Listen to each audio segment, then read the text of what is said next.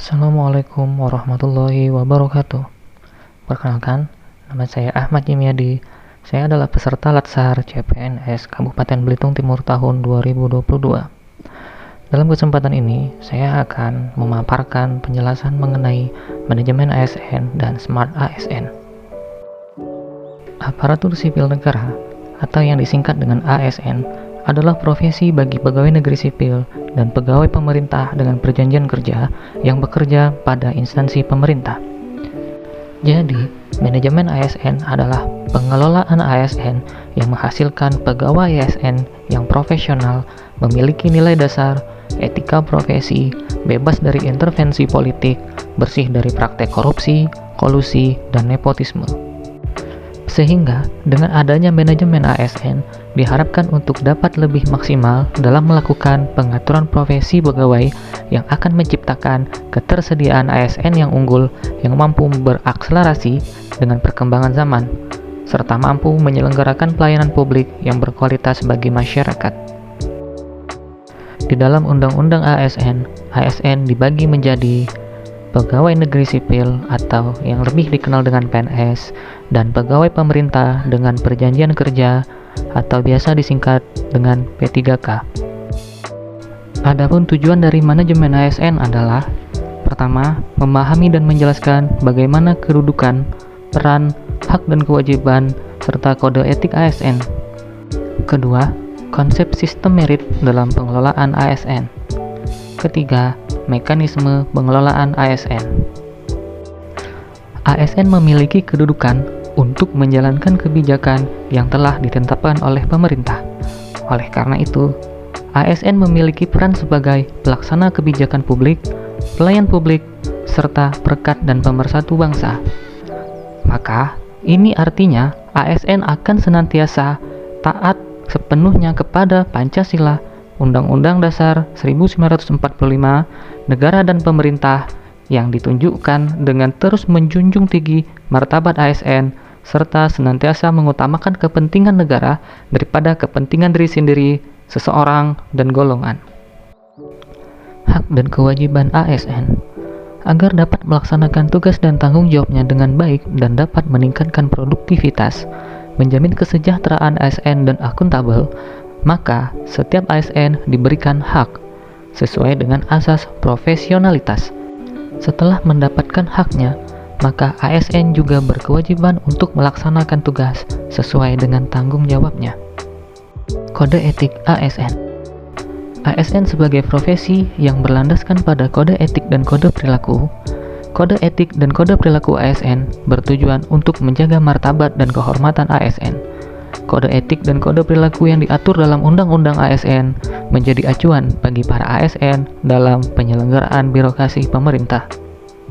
Di dalam Undang-Undang ASN dijelaskan bahwa seorang ASN memiliki kode etik dan kode perilaku, yaitu: 1. Melaksanakan tugasnya dengan jujur, bertanggung jawab, dan berintegritas tinggi. 2. Melaksanakan tugasnya dengan cermat dan disiplin. 3. Melayani dengan sikap hormat, sopan, dan tanpa tekanan.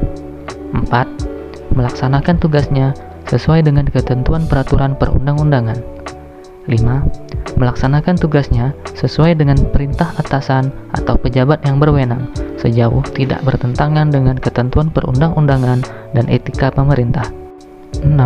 Menjaga kerahasiaan yang menyangkut kebijakan negara. 7. Menggunakan kekayaan dan barang milik negara secara bertanggung jawab, efektif, dan efisien.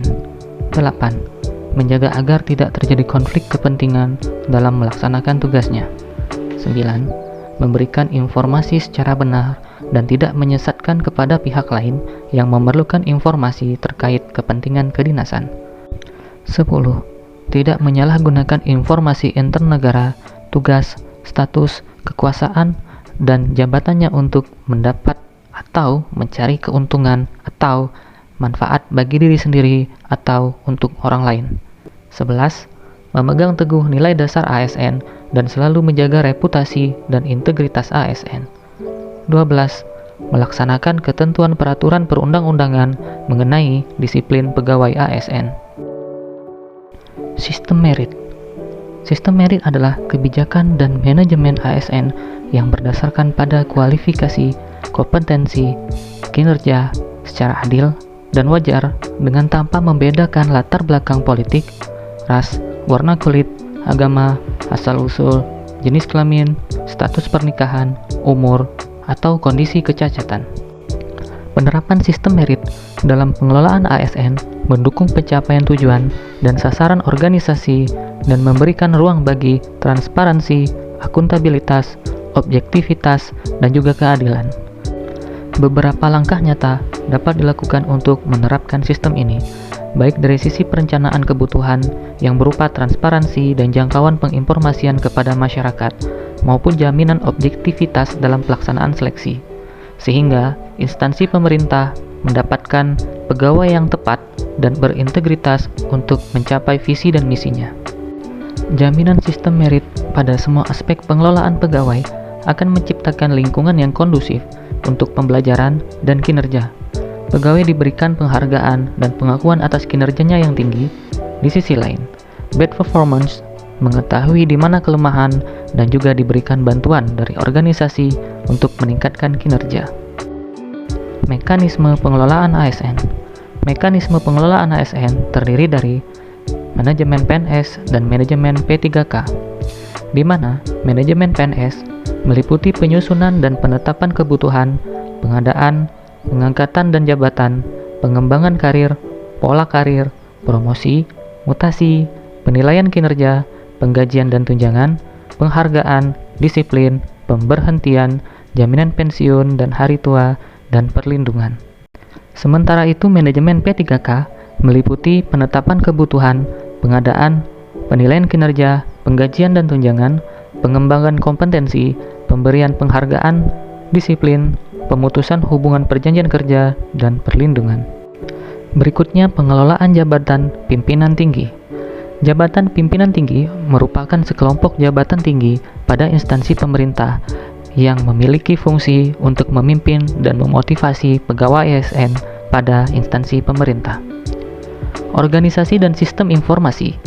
Organisasi merupakan pegawai ASN yang berhimpun dalam wadah Korps Profesi Pegawai ASN Republik Indonesia. Korps Profesi Pegawai ASN Republik Indonesia memiliki tujuan: 1. Menjaga kode etik profesi dan standar pelayanan profesi ASN, dan mewujudkan jiwa Korps ASN sebagai pemersatu bangsa. Terakhir, sistem informasi adalah sistem yang memuat seluruh informasi dan data pegawai ASN, rencana pengembangan karir, serta pemantauan dan evaluasinya. Selanjutnya adalah pembahasan mengenai Smart ASN. Sebagai seorang aparatur sipil negara, kita harus menjadi Smart ASN.